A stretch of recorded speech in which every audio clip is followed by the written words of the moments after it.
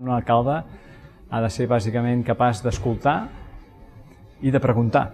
Ha de ser una persona que digui la veritat. Ha de ser respectuós amb les minories. Que estimi Barcelona, que tingui un concepte de justícia social. Debería ser un alcalde que se preocupe por el interés general, que haga políticas sociales. Ha de ser una persona que sàpiga on ha d'estar en cada moment.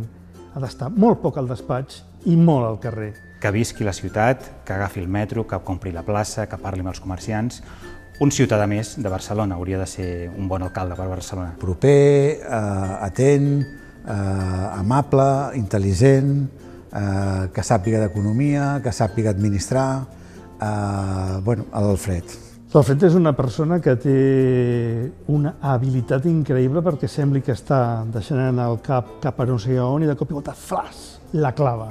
És sang nova dins de la política, no? Una persona que s'ho agafa amb una miqueta, fins i tot amb sentit del humor, moltes coses que està bé que s'agafin així, no? L'Alfred és un home intel·ligent, culte, proper i net. Coneix molt bé Barcelona, ell va estar preparant també, diguéssim, la ciutat olímpica a un càrrec important.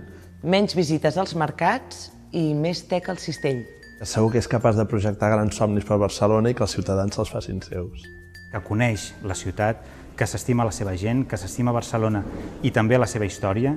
Alfred Bosch es una persona sensible, es una persona preocupada por los problemas de los ciudadanos, es resolutivo, es flexible y muy receptivo.